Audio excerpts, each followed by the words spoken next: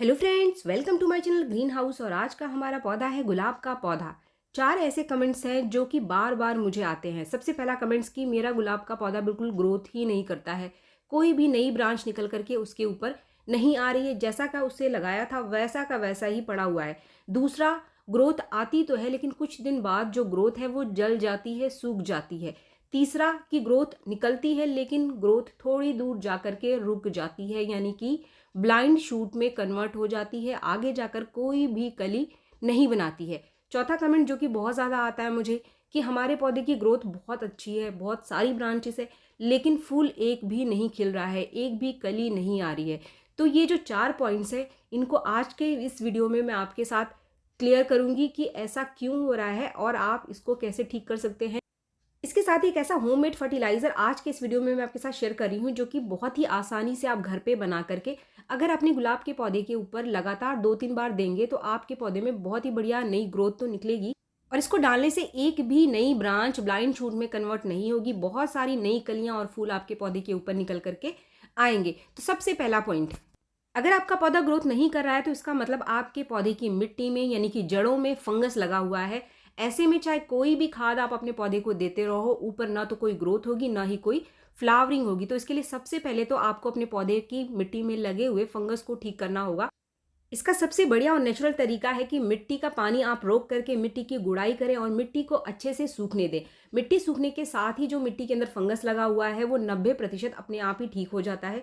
इसके साथ ही कोई ऐसी चीज़ मिट्टी के अंदर ज़रूर डालें, अगर आपके पास फंगीसाइड है तो फंगीसाइड डालें, या अगर आपको पूरी तरीके से नेचुरल तरीके से पौधे को ठीक करना है तो इसके लिए इससे पहले का जो वीडियो मैंने शेयर किया था आपके साथ, डिटेल में जानकारी के लिए उस वीडियो को आप ज़रूर देखें।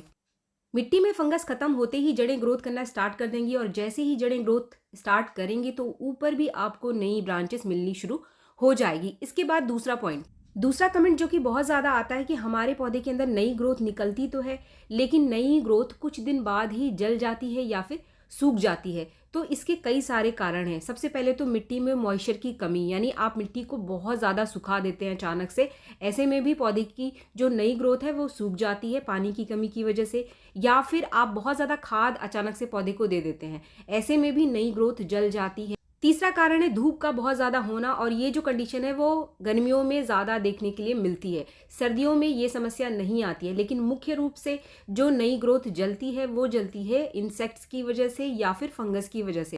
गुलाब के पौधे के ऊपर जैसे ही नई ग्रोथ आना शुरू होती है वैसे ही कीड़े और फंगस भी आकर लगने शुरू हो जाते हैं। तो इसीलिए इनसे, कीड़ों से, फंगस से बचाने के लिए गुलाब के पौधे के ऊपर आप लगातार ध्यान बनाकर रखें। और जैसे ही लगता है आपको कि कोई कीड़ा या फिर फंगस लग रहा है तो आप किसी इंसेक्टिसाइड का और फंगीसाइड का स्प्रे कर सकते हैं। अगर आप नेचुरल चीज़ों का इस्तेमाल करते हैं तो इसके लिए आप 1/4 चम्मच बेकिंग सोडा को 1 लीटर पानी में घोल करके 2-3 दिन लगातार स्प्रे करें। लेकिन तेज़ धूप में कभी भी आप बेकिंग सोडा का स्प्रे ना करें, नीम ऑयल का स्प्रे भी आप कर सकते हैं। इसके बाद जो तीसरा पॉइंट है जिसके ऊपर बहुत ज़्यादा कमेंट्स आते हैं वो ये है कि हमारे पौधे की जो ब्रांच है वो थोड़ी लंबी निकलती है, यानी 1-2 इंच ग्रोथ करती है लेकिन आगे जाकर इसकी ग्रोथ रुक जाती है, उसके अंदर कोई भी कली नहीं बनती। इसको कहते हैं हम ब्लाइंड शूट, यानी कि जिस भी ब्रांच के ऊपर कोई कली ना बने उसे ब्लाइंड शूट कहते हैं। ये होता है मिट्टी में मॉइस्चर की कमी की वजह से, या फिर तनों में मॉइस्चर की कमी की वजह से, या फिर जो मुख्य कारण है वो है न्यूट्रिशन की कमी। तो इसके लिए जैसे ही नई ग्रोथ निकलनी शुरू होती है आप सुबह के टाइम दिन में एक बार पानी का स्प्रे ज़रूर करें और मिट्टी को लगातार मॉइस्ट बनाकर रखें। ना तो मिट्टी को आपको ज़्यादा सुखाना है अपने पौधे की और ना ही बहुत ज़्यादा गीला रखना है, क्योंकि मॉइस्चर की कमी आपके पौधे में कलियों को निकालने से रोकेगी। और अगर मिट्टी बहुत ज़्यादा गीली है तो फिर इसके अंदर बहुत सारा कीड़ा और फंगस लग जाएगा। तो दोनों ही चीज़ें नुकसान करती हैं पौधे को। इसमें न्यूट्रिशन कौन सा आपको देना है आगे इस वीडियो में मैं आपके साथ शेयर करूंगी, लेकिन इससे पहले जो चौथा पॉइंट था जो लोगों का बहुत ज़्यादा आता है कि हमारे पौधे में बहुत सारी ब्रांचेस है, हमारा पौधा बिल्कुल हरा भरा है, घना है, लेकिन फिर भी उसके अंदर एक भी कली नहीं बनती है, कोई भी फ्लावरिंग नहीं हो रही है, सिर्फ ब्रांचेस ही ब्रांचेस है। तो इसका मुख्य कारण है पौधे में धूप की कमी, खास तौर पे सर्दियों में या फिर जब बसंत का टाइम है और अगर आपका गुलाब फूल नहीं दे रहा है तो इसका मतलब आपके गुलाब के पौधे को अच्छी धूप नहीं मिल रही है। दूसरा कारण है इसमें न्यूट्रिशन की कमी। तो फ्रेंड्स, इन सारी चीज़ों का ध्यान रखें और न्यूट्रिशन की कमी को पूरा करने के लिए आज की इस वीडियो में मैं आपके साथ शेयर कर रही हूँ एक ऐसा होममेड फर्टिलाइज़र जिसको बहुत ही आसानी से आप घर पे बनाकर अगर गुलाब के पौधे को लगातार 2-3 बार देते हैं तो इससे जो गुलाब का पौधा आपका फूल नहीं दे रहा था, ग्रोथ नहीं दे रहा था, वो बहुत सारी नई ग्रोथ और फूलों से भर जाएगा। तो वो फर्टिलाइज़र क्या है और उसको कैसे बनाना है? इसको बनाने के लिए आपको एक ऐसी चीज़ चाहिए जो आजकल सर्दियों में बहुत ही आसानी से आपको मिल जाएगा। ये चीज़ है चुकंदर। चुकंदर आजकल सर्दियों में बहुत ज़्यादा मिलता है। चुकंदर जिसको कि हम इंग्लिश में बीट रूट कहते हैं। इसके अंदर बहुत ही अच्छी मात्रा में पोटाशियम पाया जाता है और इसके साथ ही इससे पौधे को मैग्नीशियम और आयरन भी बहुत अच्छी मात्रा में मिल जाएगी। साथ में इसमें फास्फोरस भी पाया जाता है। जिस तरीके से ये हमारे शरीर के लिए बहुत ही बढ़िया है, यूज़फुल है, उसी तरीके से ये पौधों के लिए भी बहुत ही बढ़िया फर्टिलाइज़र का काम करेगा। लेकिन इसको आपको बनाना कैसे है? बहुत ही आसान तरीका है। अगर आप इसके छिलके सिर्फ निकालते हैं तो छिलकों को पानी में 1 दिन के लिए भिगो करके रख दो और अगले दिन उस पानी को छान करके जो लिक्विड बनता है आप उस लिक्विड को सीधे अपने पौधे की मिट्टी में डाल देंगे तो इससे पौधे को बहुत ही बढ़िया न्यूट्रिशन मिलता है। सिर्फ आप छिलकों का इस्तेमाल भी कर सकते हैं अपने पौधे के लिए। लेकिन इससे भी एक और आसान तरीका है कि जो चुकंदर आप खाने के लिए काटते हैं तो करना आपको कुछ नहीं है, बस इसके थोड़े छोटे टुकड़े आपको बना लेने हैं और 2-3 घंटे के लिए इसको पानी में भिगो करके रख देना है। मैंने जो चुकंदर लिया था वो एक मीडियम साइज़ का चुकंदर था और उसको छोटे टुकड़ों में काट करके लगभग 1 लीटर पानी में भिगो करके आपको सिर्फ 2-3 घंटे के लिए इसको ऐसे ही रख देना है। फ्रेंड्स, चुकंदर को पानी में डालते ही आप देखते हैं कि जो पानी का रंग है वो बिल्कुल ही बदल जाता है। पानी का रंग बिल्कुल लाल रंग का हो जाता है। 2-3 घंटे बाद ये फर्टिलाइज़र हमारा तैयार हो जाएगा हमें इस्तेमाल करने के लिए। अब 2-3 घंटे बाद आपको करना क्या है कि ये जो फर्टिलाइज़र है इसका इस्तेमाल आपको 2 तरीके से अपने पौधे के ऊपर करना है। सबसे पहला तरीका, जो आधा फर्टिलाइज़र है इसको आप छान लीजिए। छानने के बाद जितना फर्टिलाइज़र है आपका उतना और पानी मिलाकर इसको हमें सीधे हमारे पौधे की मिट्टी में डालना है।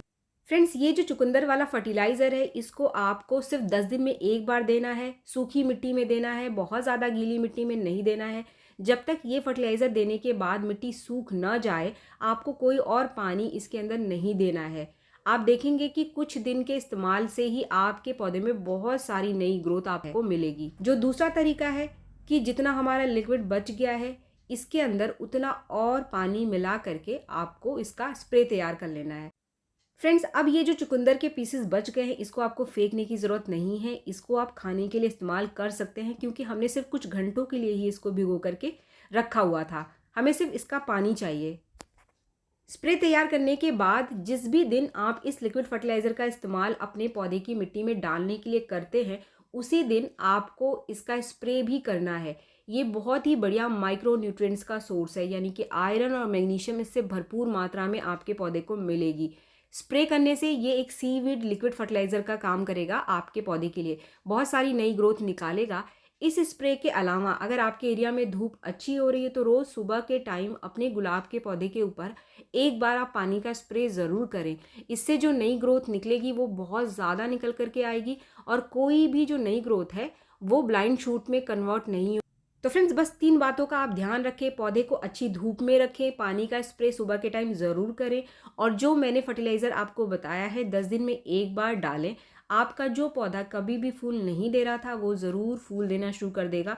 लेकिन इससे पहले अगर पौधे की मिट्टी में फंगस है, कीड़े हैं, तो उसको आप ज़रूर से ठीक कर लें, वरना आप कोई भी फर्टिलाइज़र अपने पौधे को दोगे पौधा आपका काम नहीं करेगा बल्कि पौधा आपका और ज़्यादा ख़राब हो जाएगा।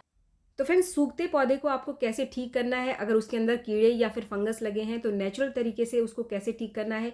ये जो पौधा आप देख रहे हैं ये वही पौधा है जिसको मैंने आपके साथ पिछले वीडियो में शेयर किया था।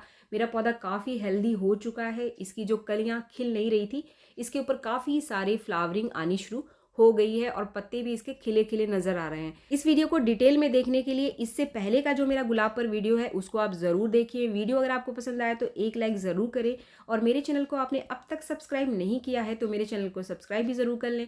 मिलते हैं मेरे नेक्स्ट वीडियो में, तब तक के लिए थैंक यू।